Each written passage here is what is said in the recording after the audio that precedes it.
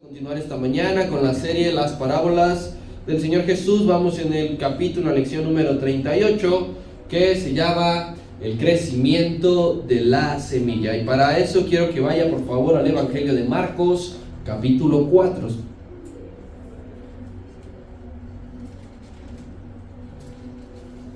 Evangelio de Marcos, capítulo 4, también es una parábola muy corta, los versículos 26 hasta el 29. Necesito que esté ahí conmigo para que lo leamos todos juntos a una sola voz, que no falte nadie. Marcos capítulo 4, versículos 26 al 29. ¿Quién ya llegó? ¿Quién falta por llegar? Marcos, amén. Esperamos 10 segundos más. Sí, porque el tiempo en televisión es muy caro como para estar esperando. Bien, vamos a leerlo por favor todos juntos, 26 al 29. Dice así la palabra.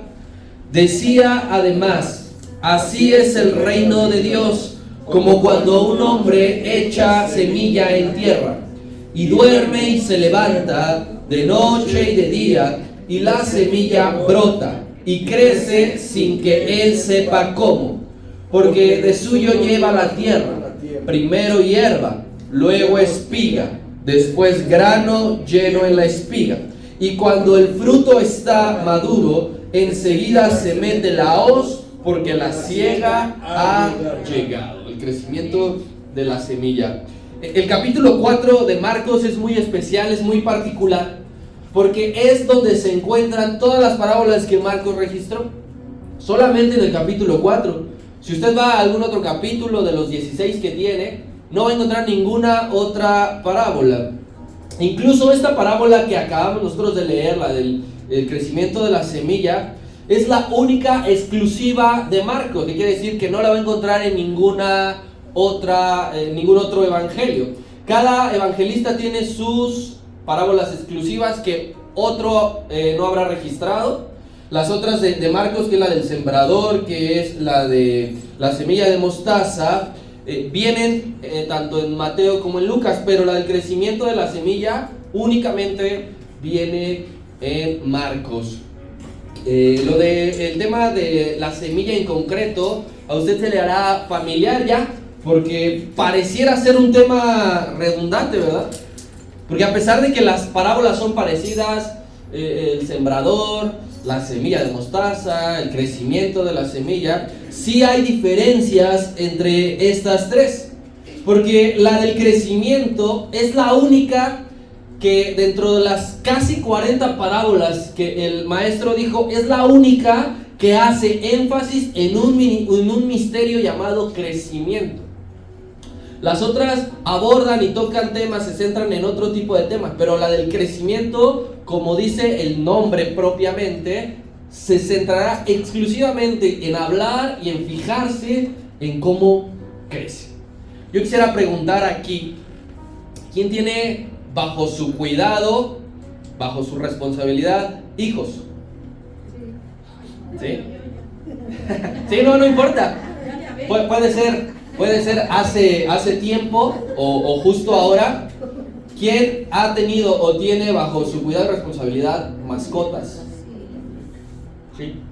¿Quién tiene o ha tenido bajo su cuidado y responsabilidad plantas? De esas que... Bien. Si usted ha estado atento a sus hijos, que espero que sí, si no crecen como el que está hablando, si usted está atento a sus mascotas, a sus plantas, podrás darte cuenta que tienen un proceso natural de crecimiento y de desarrollo. ¿Qué es el crecimiento? ¿Qué es el desarrollo? Es el aumento, es el cambio irreversible de su cuerpo. ¿Por qué es irreversible? Porque nunca más volveremos a ser como unos bebés, desgraciadamente. ¿Sí? O incluso sus mascotas, las plantas. Hay un aumento que es irreversible. Bien, no son los mismos en tamaño, no son los mismos en peso a la semana de nacido que a los 2 años de vida, por ejemplo. Ya no son los mismos. De hecho, usted comprará un mameluco y ni siquiera lo habrá estrenado a veces porque ya no le queda. ¿No? Eso me pasa ahorita con Keila. Ya casi le queda la ropa de mi mamá. La ciencia da a conocer ¿Por qué ocurre el crecimiento? ¿Por qué ocurre? Ojo allí. La ciencia sí da a conocer por qué ocurre el crecimiento. Y dice que es porque las células dentro del organismo aumentan. Por eso es que todos los cuerpos pues empiezan a crecer. Dice por qué. Pero la ciencia no entiende cómo ocurre el proceso interno dentro de cada organismo. Personas, animales, plantas, todo, cualquier ser vivo. La ciencia no logra entender cómo es que sucede exactamente. Forma parte de los misterios de Dios en la creación. ¿Quién creó todo? Nuestro Dios. Génesis capítulo 1. La ciencia no entiende las órbitas planetarias, puede explicar cómo funciona. Perdón, por qué funciona, pero no cómo funciona. Puede explicar que la Tierra gira 23 horas 57 minutos sobre su propio eje todos los días, pero no puede explicar cómo es posible esa circunstancia. Hablando específicamente de la creación aquí en la Tierra, Él dijo: produzca hierba verde y que dé semilla. Y desde ese entonces se lleva a cabo en la Tierra un proceso llamado germinación, que entendemos por qué sucede. Porque la Tierra tiene nutrientes, porque llueve, porque está el sol, porque está el aire, pero no entiende cómo sucede internamente dentro de esa semilla. Precisamente esta es la ilustración que ocupa el Señor Jesús para seguir describiendo el reino de los cielos, el reino de Dios. Usted debe ya, la próxima semana, si Dios lo permite, será la última parábola que veamos dicha por el Señor Jesucristo. Después veremos otras parábolas. Pero de estas 40 parábolas, el Señor nunca dijo en definición semántica qué es el reino de Dios. Él nunca dijo: a ver, muchachos, saquen su pluma, saquen su cuaderno y anoten. El reino de Dios, 2 puntos, es esto. Él siempre dijo: ¿a qué compararé el reino de Dios? Con esto, con esto, con esto, con esto, con esto. ¿Por qué no dio un concepto? ¿Por qué no nos habló de esto? Porque el reino de Dios no consiste solamente en saberlo, consiste en verlo y vivirlo, aún sin poder entenderlo. Usted y yo no entendemos muchas veces cómo opera Dios, pero lo creemos. La gente no entiende cómo se sustenta nuestra fe. Ellos no lo creen, pero a pesar de que usted y yo no lo entendamos, creemos muchas cosas que Él ha hecho. Yo quiero aquí mostrarle los personajes que vamos a utilizar, que vamos a estar viendo. Son 3 muy sencillos, muy rápidos. Ya leímos la parábola, habla de un sembrador. Primeramente, el sembrador por excelencia será nuestro Dios, pero también Él ocupará otros sembradores, que son los predicadores. Esto lo vimos, por ejemplo, en la parábola del sembrador. Después habrá un lugar donde cae la tierra, que es el corazón. Eso también lo vimos en parte en el sembrador. Y después será la semilla, que es el evangelio. Esos son los 3 significados que trae esta parábola. Quiero comenzar, versículo número 26. Dice así: el Señor decía: además, así es el reino de Dios, como cuando un hombre echa semilla en la tierra. De algo tan simple, tan sencillo, tan cotidiano, sobre todo para personas que viven en provincia. De esa manera compara el reino de Dios, para que no nos compliquemos la existencia, para que no ocupemos palabras para escucharnos muy espirituales, palabras domingueras. Él claramente dice: el reino de Dios es como cuando un hombre echa la semilla en la tierra. Simple y sencillo. Entonces, el sembrador por excelencia, primeramente, es nuestro Dios. ¿Por qué? Porque Él ha sembrado la semilla de su palabra desde el principio.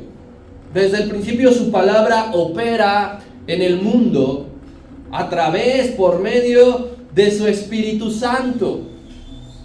Y yo no le voy a hablar algo de lo que usted no sepa y no viva. Debe vivir lo que le voy a decir a continuación. Cuando usted se destina a estudiar la palabra de una manera personal, por medio de la transmisión, mi hermano, de que usted está estudiando la palabra con fervor, con denuedo, con amor, con disposición, allí Dios está sembrando la semilla de su palabra. En aquellos que dicen, no, ahorita va a haber tal, voy a sacarle un pasaje para que vea que yo tengo la razón, allí no hay una, no se está plantando la semilla, porque usted tiene que tener ese corazón noble, ese corazón humilde, ese corazón limpio, para que la semilla esté en su corazón. Así que si usted todos los días es de los que tiene un devocional a la hora que sea, si usted sigue un plan de lectura, si usted tiene una intención de aprender, de conocer, Dios le ha sembrado la semilla todos los días. El mismo proceso desde Génesis capítulo 1 que hubo sobre la tierra sucede en su corazón todos los días, si así usted lo quiere. ¿De qué otra manera? Hay una transmisión de su semilla de forma verbal. Me refiero con los predicadores que él usa para llevar y compartir el mensaje bíblico. Dios usa a los predicadores para que su semilla de forma verbal caiga. Por ejemplo, Dios usa al pastor cada que nos predica para que la semilla caiga en nuestro corazón. Si usted decide no escuchar, usted ya no quiso que la semilla cayera. O aquí en la dominical, o en el culto de las 6, o en los miércoles, o en los viernes. Al maestro de jóvenes también Dios le ocupa para que su semilla caiga en los muchachos. Necesitan los jóvenes la palabra. Los maestros de niños también, cuando preparan su clase y les comparten también. El que le habla a Dios a su vecino de Dios, también está siendo usado por Dios para que esa semilla llegue a su corazón, a su compañero en el trabajo, en la escuela, a su amigo, a su familiar, a cualquier persona de la vida cotidiana que usted le predique, que Dios le está utilizando para que siembre esa semilla. Pero aquí hay una especificación que esa es una de las diferencias con la parábola del sembrador. Dice este inicio de parábola que el hombre puso la semilla en la tierra, la semilla cae en la tierra. ¿A qué se refiere únicamente? En la buena tierra. No significará al que cayó en el camino, no significará al que cayó entre arbustos, únicamente al que cayó en buena tierra. Si usted escucha este mensaje con disposición, la semilla está cayendo en buena tierra. Si me está despreciando, no sé, por cualquier cosa, no cae en buena tierra. Quien a usted le ha predicado y no le hace caso, no es este proceso para él. Quien lo ignora, quien se burla, quien le desprecia, este proceso de esta parábola no es lo que ocurre únicamente para las buenas tierras. Este proceso del que hablará el Señor solo ocurre en los escogidos que oyeron y creyeron predicación, enseñanza o consejo. ¿Sí? Eso hay que dejarlo bien en claro. No aplica en los demás tipos de tierra porque no será un buen terreno. Entonces, repito, para que entendamos cómo opera el reino de Dios. El crecimiento de la semilla solo sucede en las buenas tierras. Esa va a ser la premisa base. ¿Amén? Sí. ¿Ya me copió hasta ahí? Sí. Bien, versículo 27 y 28.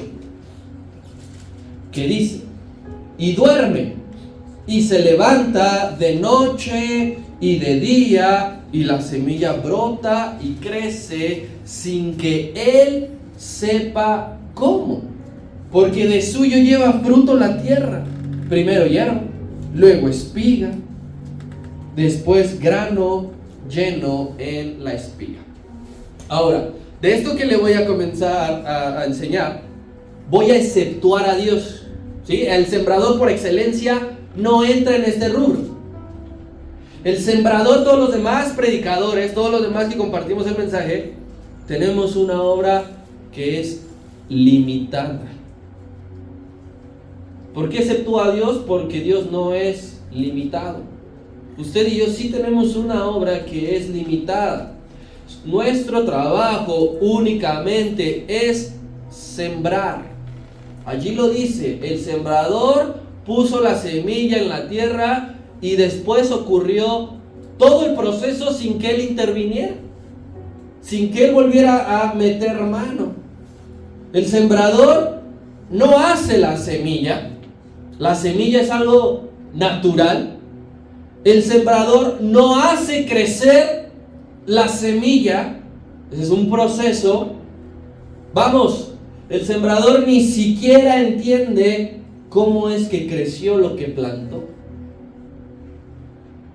El sembrador se convierte en un espectador, simplemente observa. Imagínense, esto es demasiado sencillo en términos espirituales. Únicamente tenemos que predicar, no hacer ninguna otra cosa. No tenemos ninguna otra labor. Dice que el sembrador hace su vida normal. Se duerme, se despierta, está con sus hijos, está con su familia, se baña, come y pasan muchos días haciendo lo mismo. El sembrador se está ocupando.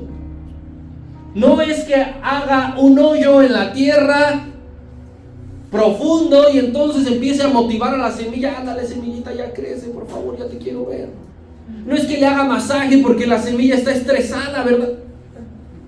No hace absolutamente nada más que plantar. Lo que ocurre es que la semilla, de una manera interna, está trabajando. De manera interna, la semilla por sí sola está trabajando y no es perceptible ese trabajo a los ojos del sembrador. No lo es. Hasta que hay cambios evidentes, ¿verdad? Yo no puedo decir que cuando nació mi hija, pues la sigo viendo igual, porque evidentemente no. Ya casi alcanza mi abuela. Con apenas 8 años de vida nada más, y mi abuela 60, ¿y qué tiene? 69, imagínense. Desde luego que no, y no se va a quedar así. El último pantalón que le compré, de seguro en 2 semanas ya no le va a quedar. Después de mucho tiempo, los cambios en tamaño, en color y en forma son evidentes. Pero el versículo 27 es clave en su última frase: sin que él sepa cómo. Volvemos a lo mismo, la ciencia te explica por qué ocurre, pero no cómo ocurre. El sembrador te podría dar una explicación de tiempo y todo, pero no cómo es o qué está sucediendo dentro de la semilla. El sembrador no entiende cómo es que brotan primero las raíces. El sembrador no entiende cómo se forma su estructura. El sembrador no entiende cómo es que de algo tan pequeño que fue puesto en la tierra, ahora hay un gran fruto. Que se levantó un día y no pasaba nada, se levantó una semana, no pasaba nada, se levantó un mes, no pasó nada, pero se levantó al año y ya estaba de repente aquello. Y no lo entiende. De eso vive. Y se le hace hasta cierto punto normal. Pero ¿cómo? No tiene ni la más remota idea. El buen sembrador, mi hermano, sabe que el resultado no se va a dar de la noche a la mañana. Dice que se iba y se dormía, se levantaba. El buen sembrador sabe, perfectamente sabe, que los resultados no son de la noche a la mañana. Ningún hijo que nace hoy, para mañana pues ya se graduó. Ninguna semilla de mango, pues para mañana ya tiene unos bien petacones. Ningún cachorrito para mañana pues ya puede cuidar la casa, ¿verdad? Se requiere de tiempo y sobre todo de mucha paciencia. ¿Amén? Sí. Por ejemplo, hay una planta llamada bambú japonés, no sé si usted la conozca, ha escuchado hablar de ella. Esta planta tarda en florecer bien poquito, 100 años. Están esperando me parece que es en 3 o 4 años que termine de florecer lo que fue plantado hace 100 años. 100 años, o sea, quien la plantó seguramente no vio el resultado final. Pero usted puede ver la jacaranda que vemos en esta época de primavera, florece cada año, ¿sí? Nada más lo que es en marzo y abril. Y así cada especie tiene su tiempo de fructificar.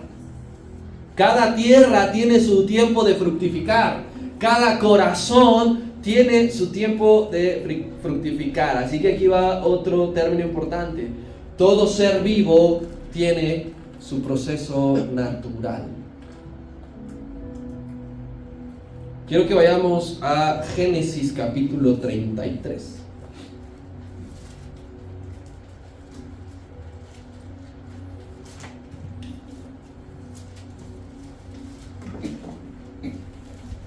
Esta parte de la historia es de Jacob y Esaú, ¿se acordará de ellos? Sí.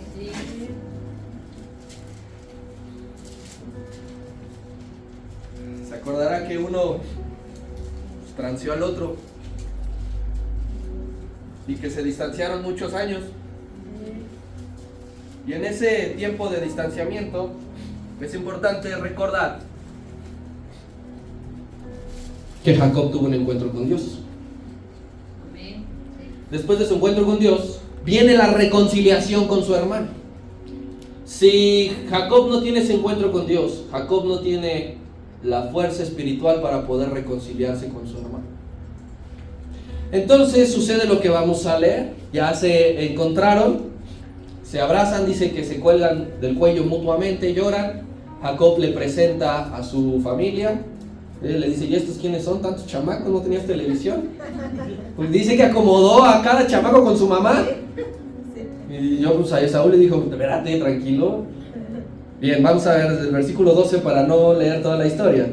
Vean lo que sucede porque lo vamos a relacionar con lo que estamos viendo. Ahí estoy en Éxodo, perdón.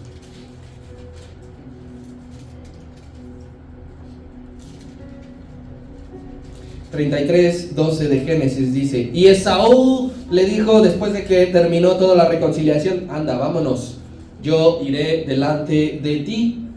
Y Jacob le dijo, mi señor sabe que los niños son como tiernos y que tengo ovejas y vacas como recién paridas.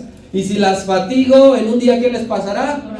Morirán todas las ovejas. El 14: pase ahora mi señor delante de su siervo, y yo me iré poco a poco al paso del ganado que va delante de mí y al paso de los niños, hasta que llegue a mi señor a Seir. ¿Qué era lo que quería Esaú? Pues ya vámonos todos. Y él le dijo a Jacob, tengo niños pequeños y los borreguitos y los becerritos acaban de nacer. Si yo les hago todo el recorrido, se me van a morir. Era una persona que entendía el proceso natural. Decía, dame chance de que sus piernitas estén fuertes, dame chance de que los niños, no sé, a lo mejor se desteten, ¿no? Algunos ya caminen, otros ya no necesiten los brazos, y entonces sí te alcanzaré. Un hombre que entiende, que tiene la paciencia de lo natural. Esaú, no, él decía, ya vámonos, tráete a todos los chamacos. Y él le dijo, no, tranquilo, dame tiempo. Dame tiempo, eso es muy importante.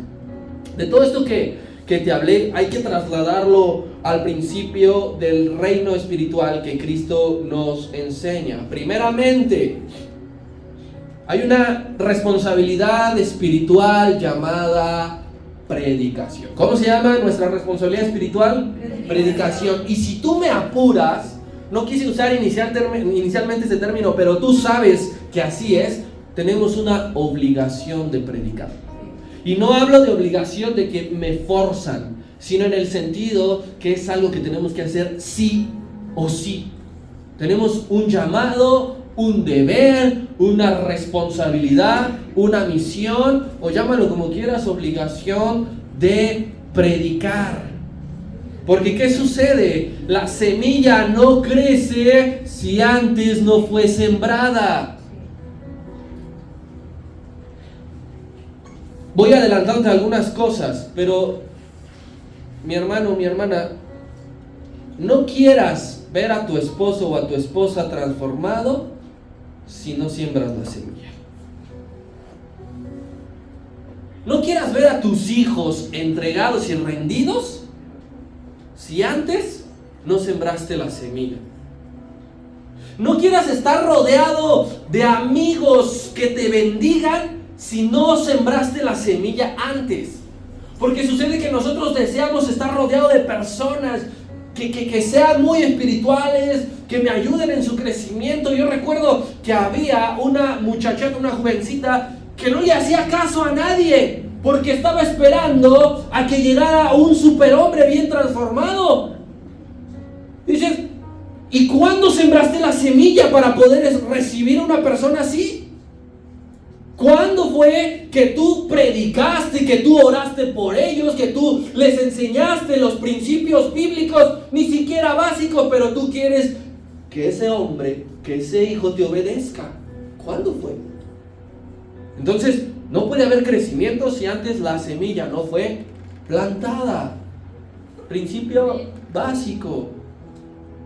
Los reyes enviaban a sus ejércitos a conquistar nuevas tierras. ¿Estará usted de acuerdo? ¿No? Estúdiese todo el Pentateuco, todos los libros históricos. E Israel también enviaba, ¿verdad? Y conquistaban. Bien, Dios envía predicadores a conquistar vidas a través de la semilla al corazón. Nosotros no vamos con espada, no vamos armados, no forzamos a nadie, no obligamos a nadie, no chantajeamos a nadie, no manipulamos a nadie. Somos parte del ejército de Dios, pero nuestra arma es la predicación. ¿Sí está usted de acuerdo conmigo? Y cuando hemos predicado, si tú has predicado, espera un crecimiento. Si no has predicado, no esperes nada. No seas injusto con Dios. No quieras que Él haga todo. No sabe, Dios sabe cómo deseo ver a mis hijos aquí. Había igual, antes una hermana que decía, no, yo sé que mis hijos van a llegar aquí. Pasaron 30 años y nunca llegaron. ¿Le predicaba a sus hijos? ¿Oraba por sus hijos? Y ya cayendo, ya que predicaste, ya que compartiste, ya cayendo, allí es que se empieza a dar el proceso. En la buena tierra. Pero es un proceso que resulta ser, dilo conmigo, lento. ¿Cómo es el proceso ya que predicamos? Lento. Y este proceso, en términos espirituales, se llama de una manera que usted y yo anhelamos y deseamos: transformación del carácter. ¿Cómo es la transformación del carácter? Lento. Esa palabra, esa semilla en tu corazón va a dar como fruto la transformación de tu carácter. Y al igual que no sabemos exactamente cómo es que ocurre el florecimiento de las plantas, tampoco podemos explicar en palabras humanas cómo es que se da la transformación del carácter por medio a través de nuestras vidas. ¿Alguien me podría explicar cómo es que fue transformado o está siendo transformado? Alguien que se levante y que me diga con mis palabras, yo he sido transformado de esta manera. Da la oportunidad para que todos hablemos. O una de dos, o no está transformado o no sabemos cómo, que eso es lo que pasa. No sabemos cómo hemos sido transformados. Pregunta bien básica: ¿cómo explicas a la gente que no provino de ti el dejar de robar, el dejar de mentir, el dejar de enviciarte, el dejar de maldecir, el dejar de pelearte y tantas cosas? ¿Cómo se lo explicas a la gente? Normalmente decimos, no sé cómo, fue Dios. ¿Está usted de acuerdo conmigo? ¿Sí? No provino de nosotros, no sé cómo, fue de Dios, pero no lo sabemos explicar como Dios lo hizo. No sabemos explicar cómo germina la semilla. No sabemos explicar cómo estamos siendo transformados. Lo único que podemos decir al respecto es que la palabra de Dios está viva. La semilla que cae en tierra es un ser vivo para que dé vida. Quien está embarazada, quien alguna vez lo estuvo, tiene vida dentro de sí. Por más marchas feministas que haya y que diga que un feto de tantos meses no tiene vida y que no sé qué y no sé cuánto, dentro ya hay vida. Lo que sucede es que no saben cómo es que tiene vida, pero tiene vida. podemos únicamente decir, la palabra que he creído, que he escuchado, está viva dentro de mí y además tiene poder. Cuando usted escudriña la Escritura, esa palabra que está leyendo, que el Espíritu le está hablando, está viva y tiene poder y obra en usted. Le voy a poner un ejemplo que a mí me pasa todos los días. Cuando escudriño la palabra y encuentro algo de lo cual mi vida no está bien, allí está la palabra hablándome porque está viva. Porque si la palabra estuviese muerta, no habría ningún efecto en mí. No habría ninguna repercusión en mi mente, en mi alma. ¿Qué dijo el Señor con su palabra? Sea la luz, y claramente escribe Moisés, y la luz fue hecha. Así fue. No dijo sea la luz y brotó la hierba. Porque la palabra de Dios está viva, operó de una manera que yo no le puedo explicar, y le aseguro que usted tampoco me lo puede explicar a mí, pero de repente se hizo la luz.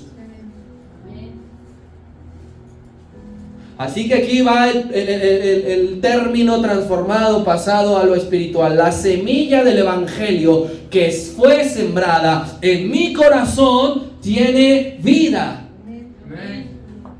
Desde que usted creyó y aceptó. No sé cuántas veces le predicaron antes de que usted creyera, pero todas esas veces previas que usted escuchaba y que no creía, la semilla no había caído en una buena tierra. La culpa no era de la semilla, era de la tierra, era del corazón. Pero llegó un momento en el que usted no pudo más y como Jeremías se dobló. Allí su corazón ya era una buena tierra. La semilla siempre fue la misma, pero ahora sí comenzó el proceso de germinación. Vayamos por favor a Juan capítulo 6, verso 63, perdón. Juan 6, 63.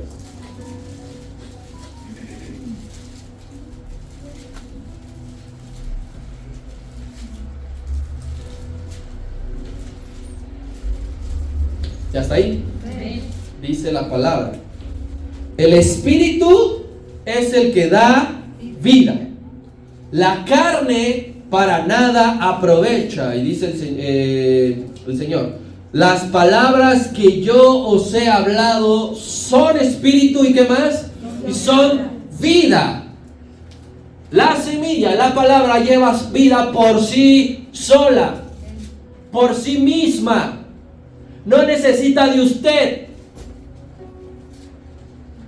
No necesita de un agente externo que diga, si no hago esto, entonces la semilla. No. La semilla por sí misma, desde que salió de los hermosos labios del Señor Jesucristo, desde que Dios la gravita en el mundo, tiene vida. Tú te sientes muerto en algún área, la que sea, necesitas la palabra de Dios. Amén. Te sientes moribundo, lo único que te va a resucitar, lo único que te va a reanimar, lo único que te va a levantar es la palabra, porque hay vida en ella. Vayamos a Epístola a los Hebreos, capítulo 4. Este es uno de los versículos que usted debe de tener como famosos y conocidos. 4:12 de Hebreos. ¿Ya llegó? Dice así la palabra: porque la palabra de Dios, ¿cómo es? Viva y eficaz. Tiene un efecto más cortante que toda espada de dos filos, porque va a penetrar tu alma, la va a partir, las coyunturas, los tuétanos, va a discernir los pensamientos y las intenciones del corazón. Pero quedémonos con la primera frase: la palabra de Dios es viva y es eficaz. Alguien que escribió esto, que no estuvo en contacto con el Señor Jesucristo, pero que creyó y que ha comprobado que su palabra te da vida. Amén. Lo escribió. Y dijo, yo estaba en el campo de los acostados, yo estaba bien frío, yo estaba bien muerto. ¿Qué necesitas? La palabra. ¿Por qué alguien se enfría hasta el grado de alejarse? Porque dejó de escuchar las palabras que dan vida. Primera carta de Pedro, capítulo 1, verso 23.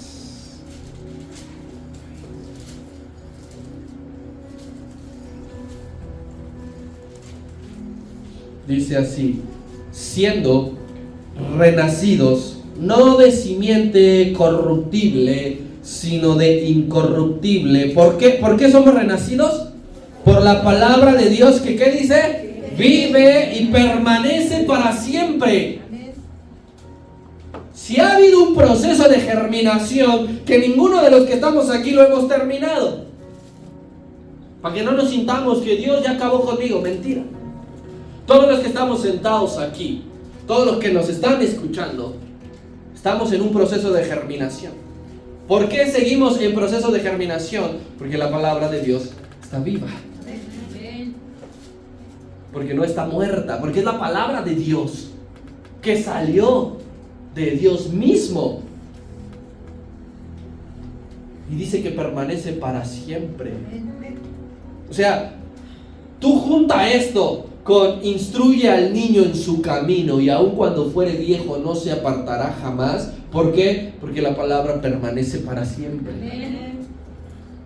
Porque si tú a tu niño desde pequeñito le enseñas que en la oración, en la comunión con Dios, está la paz de nuestra alma, de nuestra vida, está la saciedad de nuestro corazón, y él lo comprueba por sí mismo, toda su vida le buscará. Yo me acuerdo mucho, debido a la situación en la que yo me encuentro. Keila alguna vez me dijo cuando tenía 4 años que ese día especialmente se sentía muy triste, que sentía como su corazón estaba apachurradito, y yo le hablé de que Dios puede cambiar su corazón. Hicimos aquella vez una oración, y cuando volví por la noche me dijo que su corazón ya no estaba triste, que ya se sentía alegre, y desde esa vez hasta ahora ella no olvida eso, y cada que tiene una situación de tristeza o del pequeño estrés que pueden pasar ciertos niños, ella recurre a la oración. ¿Por qué? Porque hay que enseñarles que Dios, su palabra cuando la siembra es para siempre. Ni cuando envejezcas, ni cuando te enfermes, ni cuando empieces a trabajar, ni cuando formes tu propia familia. La palabra nunca se va a apartar. Si cayó en buena tierra, vivirá para siempre. Así que cuando alguien está siendo mudado, es porque el evangelio está obrando. Puedes verlo en ti mismo, puedes verlo en tu compañero, puedes verlo en tu familiar. Cuando alguien está siendo mudado, es porque el evangelio ya cobró su efecto. Es porque esa palabra verdaderamente tiene poder. Así como dentro de esa semilla natural está encerrado el potencial para que la planta crezca, dentro de esa pequeñita semilla hay potencial para hacer crecer una planta. Dentro de la palabra de Dios está el poder para que las vidas sean transformadas. Amén. Ahorita eso, o sea, no sé cómo explicarte que todo esto trae poder dentro. No encuentro las palabras, pero hay poder. Amén. Romanos 1:16. Igual este debe ser de los textos que conoces. Gloria a Dios. Dice así: porque no me avergüenzo del evangelio, porque ¿qué es? Poder de Dios. Si tú de algo no te debes de avergonzar, es que la palabra que has creído tiene poder. ¿Qué te van a decir, loco? ¿Cómo crees que este libro de fanáticos tiene poder? Pues lo tiene. Sí. Porque vieras tú cuántas vidas de aquellos que tachaban imposibles ha cambiado. Sí. Yo no, de verdad, yo no comparto a veces noticias populares porque a veces tienen cierto toque para vender algún producto o algo. Pero tú conocerás el caso del famoso Daddy Yankee. Él, hasta que no dé sus frutos, podremos comprobar que verdaderamente cree en el Señor. Pero pensemos en que sí, en que dejará de ser un cantante del mundo para pasar a ser un predicador. ¿Quién iba a apostar que ese hombre iba a ser transformado? ¿Quién podría decir en algún momento en su época de mayor fama entre los jóvenes que él algún día iba a estar a los pies de Cristo? Pero si nosotros lo podemos ver rendido y predicando, es porque la palabra habrá obrado en él. Detrás de todo, mi hermano, siempre está Dios operando. Siempre ha sido Dios el que obra. Así que suprime de ti toda vanagloria de hombre. Saca de ti pensando que tú hiciste crecer tu vida, que el sembrador por sí mismo pudo hacer crecer la semilla, que tú fuiste quien dejó de hacer, quien luchó con sus propios demonios y tantas cosas que a veces dice la gente. Suprime la vanagloria de tu vida. Cualquier crecimiento no es por tus fuerzas. Cualquiera, aunque sea mínimo. Aunque tú digas, apenas me ha salido un tallito, no es por ti. En estos tiempos el coaching se ha metido a las predicaciones con el discurso que tú tienes dentro un potencial y te quieren elevar hasta las nubes y sales queriéndote comer el mundo. Ya le hablas a tus amigos, vamos a poner una empresa y ¿sabe qué? Pero no es por ti. Tampoco es porque tal oró por mí. Igual la semana, hace 15 días, hablaba con uno y decía, no, es que mi pastor ora, dice, y la gente se libera. Le digo, exprésate bien, no es por él, es que Dios lo usa a él. Pero si no me inflo yo, inflo a alguien más, siempre. No, es que lo liberó, que no sé qué, no, perdón. Es Dios quien sana, quien liberta, quien enseña, quien restaura. Es Dios. Dios ocupa a los médicos para dar el medicamento exacto. Dios usa a los psicólogos para decir las palabras correctas. Y así cualquier cosa, es Dios quien está formando en ti una nueva criatura. Porque, repite conmigo, Dios no ha terminado conmigo. No quiero que Dios termine conmigo, porque así como estoy en este punto, no le agradaría. Yo necesito que esa semilla, que no entiendo cómo, siga germinando dentro de mí. Todavía hay muchas cosas por seguir modificando Dios dentro de mí. Y Dios lo sabe. Quiero que vayamos a la primera carta a la iglesia de Corinto, capítulo 3. Verso 5.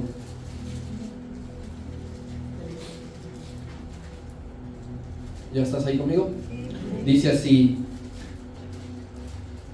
¿qué pues es Pablo y qué es Apolos? Servidores, por medio de los cuales ustedes creyeron, ellos le predicaron y ellos creyeron. Y eso según lo que a cada uno concedió el Señor. Yo planté, Apolos regó, pero ¿qué? El crecimiento, ¿quién lo ha dado? Dios. Si Dios permite que por medio de esta enseñanza tú sigas siendo transformado, no es por mí, es porque Él obró por alguno de las palabras que yo estoy diciendo y que Dios ha puesto en mi boca. Imagínese usted, si el apóstol Pablo, que recorrió continentes, que puso casas de oración, fundó iglesias, las reafirmó, las pastoreaba, estaba pendiente de ellos, dijo, el crecimiento no viene por mí, no viene por mí, siempre ha sido Dios. Entonces, ¿qué sucede? El reino de Dios crece de manera interna. Él lo dijo, el reino de Dios no es comida, no es bebida. Ten cuidado cuando te digan el reino de Dios, helo aquí. El reino de Dios es interno. Tú y yo debemos, y si no lo ha sido, tiene que ser ahora, debemos de tener una meta. Y esa meta se llama madurez espiritual. Y a esa meta se llega por medio del crecimiento. Tú y yo debemos de tener otra meta llamada santificación. Y para llegar a esa meta se necesita crecimiento. Tú y yo debemos de tener otra meta llamada colaboración. Y para llegar a esa meta debemos de crecer. Y la madurez, la santificación y la colaboración son tanto individual como colectiva. Si tú dices, yo ya maduré, yo ya me santifiqué y yo ya colaboro conmigo, ¿qué crees? Te falta ahora hacerlo a nivel congregacional. La congregación también tiene que ser madura espiritualmente. La congregación también se tiene que santificar. La congregación también tiene que colaborar unos con otros. Todos anhelamos, todos deseamos. Hechos capítulo 2. Compartían el pan en las casas. Pero ¿qué estás aportando tú de tu crecimiento para llegar a ese punto? Lo que sucede es que muchos dentro de las iglesias quieren llegar ya a una iglesia que llegó a la meta, que no le cueste ningún trabajo, porque el crecimiento será doloroso, porque el crecimiento habrá que padecer, habrá que sufrir, y lo más fácil es, como con el ejemplo de la pareja perfecta, que ya te llegue transformado, que ya te llegue nada más con un moño aquí arriba. No quieres aguantarle ni el olor de sus patas, ni sus berrinches, ni sus celos. No sé por qué suspiraron algunos, pero dice, bueno, hay que seguir creciendo todos. Desde el más grande hasta el más pequeño hay que crecer. Cuando tú y yo hemos orado, que venga tu reino, Señor, debes de estar consciente que lo que estás rogando realmente es que dentro de ti haya una transformación de carácter. Tú dices, no, que venga el reino de Dios y que de repente caiga aquí fuego del cielo y que uno empiece a hablar en lengua, así que otro empiece a profetizar. No, cuando dices que venga tu reino, que se haga tu voluntad, cuidado, porque entonces Dios te someterá a una transformación. Dirá el Señor, ¿no es eso lo que me pediste? No, yo quiero que transformes a los demás. A mí todavía no. La transformación de carácter es más importante que tener todos los dones y todos los talentos. Una congregación podrá padecer de ciertas cosas, hablando en dones y talentos, pero si tiene el carácter, eso es lo que buscará Dios entre las iglesias. Es eso. ¿Cuántos se aman? ¿Cuántos están comprometidos? ¿Cuántos se preocupan los unos por los otros? Eso es lo que Dios busca, no cuántos músicos tiene la plataforma, no cuántos miembros de esa congregación hay. Eso no lo buscará. Las iglesias actuales buscamos en ocasiones métodos alternativos para crecer, porque recuerda que lleva tiempo, ¿verdad? Buscamos alternativas para crecer. ¿Qué sucede cuando empezamos a buscar otras formas? Hemos dejado de confiar en la palabra limpia y pura.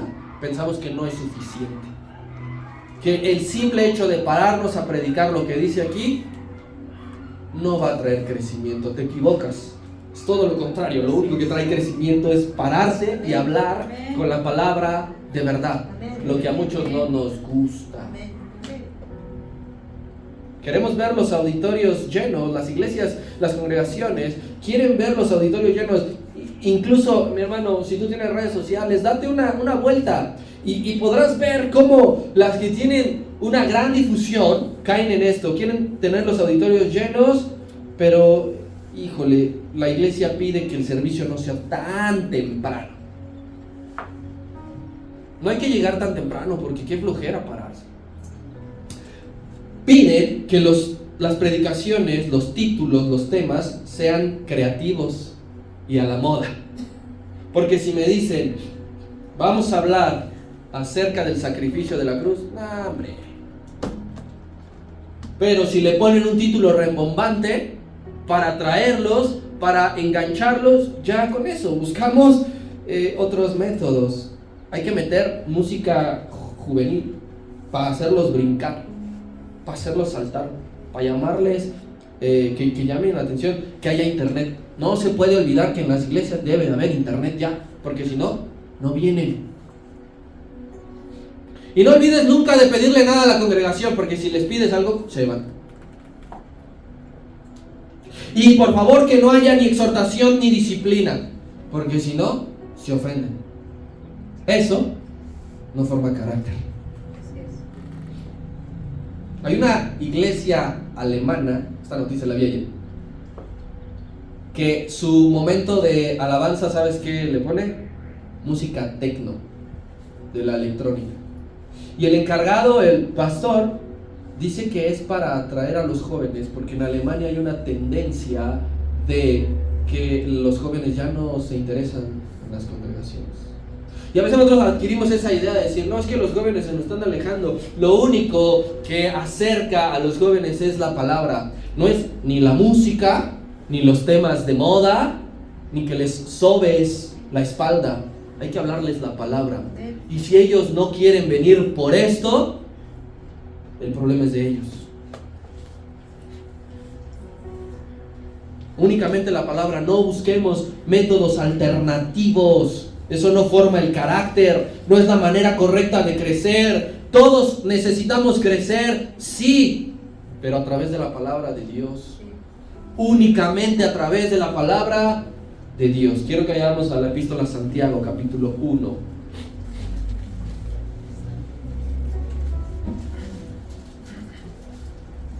Versículo 21.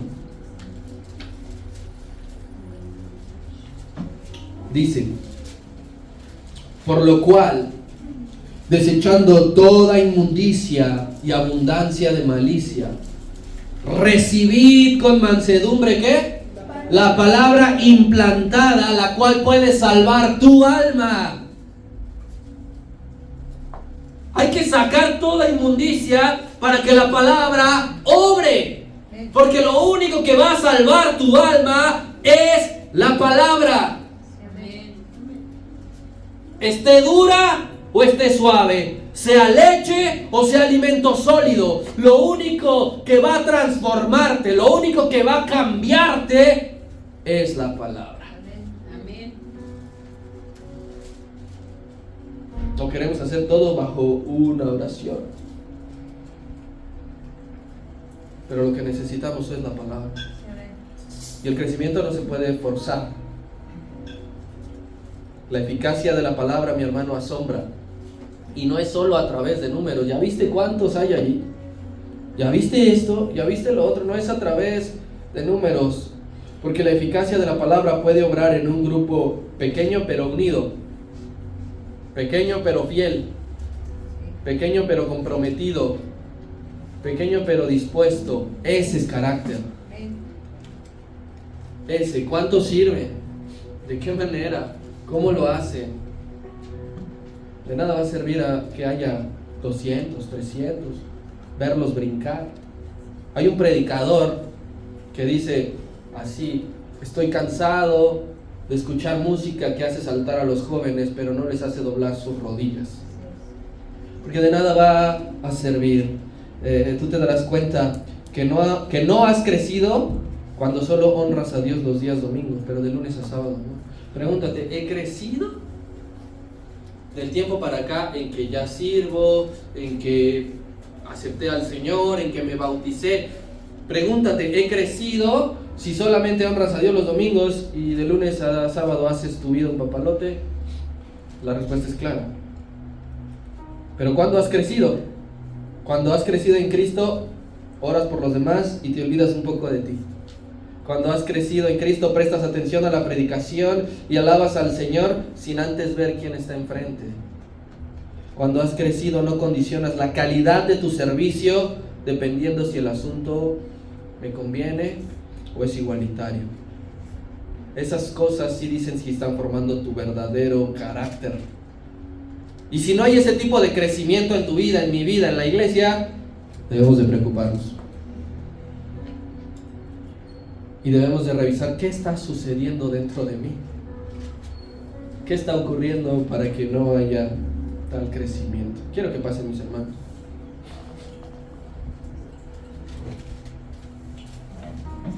Pero esta parábola también es un llamado a la paciencia en la iglesia cristiana. Porque debemos de entender que no todos tienen el mismo ritmo de crecimiento. Unos crecen más rápido que otros. Y unos crecen más que otros. ¿Sabes por qué? Porque no depende de ti, no depende de mí. Si tú has crecido más que yo, es porque Dios así lo dispuso. Si yo crecí en X cantidad de tiempo y tú en X cantidad de tiempo, es porque Dios así lo dispuso. ¿Te puedes imaginar cuánta paciencia no tuvo Cristo con sus discípulos? En cierta manera, en cierto punto perdió los estribos. ¿Hasta cuándo estaré con ustedes? Les llamó en algunas ocasiones hombres de poca fe. Pero al final tuvo paciencia porque les dijo que los iba a ver en Galilea. Si les hubiese perdido la paciencia, les hubiera dicho, ya no los quiero volver a ver nunca. En el proceso natural, mi hermano, está el fruto. En el proceso natural está el fruto. Yo he escuchado muchas oraciones erróneas por aceleramiento. Está de moda a veces esa palabra, que lo que no hiciste en tal tiempo, lo harás ahora en tanto tiempo. Hay un proceso natural, y en ese proceso natural está el fruto. Tú no te vas a levantar el día de mañana ya siendo un hombre nuevo. ¿Sabes qué necesita Dios? Tiempo. Enfrentarte a situaciones, rodearte de ciertas personas, que atravieses, que escuches, que veas tales cosas, porque eso va a traer crecimiento. En el mundo se levantan líderes al vapor. Cuando el apóstol Pablo le dijo a Timoteo en su primera carta, no pongas neófitos. Si alguien quiere servir, si alguien quiere enseñar la palabra, que no sea un neófito. ¿Y qué es un neófito? Un recién plantado. Alguien que no ha crecido lo suficiente y lo necesario, no debería estar sirviendo. No debería estar enseñando la palabra, porque no está listo. El mundo mide el éxito con la rapidez en que consigue las cosas. Se casó a tales años, a tal edad, tuvo a sus hijos tal, compró casa tal. El mundo mide el éxito con base a eso. Pero a pesar de que tú y yo hemos sido rebeldes, el Señor sigue obrando en nosotros, porque Dios no fracasa. Dice que su palabra jamás, nunca vuelve vacía, que siempre prospera y que siempre hace la palabra lo que Dios quiso que hiciera. Así que la palabra que está obrando en ti es porque Dios así lo quiere. Y yo te digo en esta mañana, hay que seguir creyendo en que Dios puede hacernos de nuevo. Ven, dale un aplauso, ponte de pie.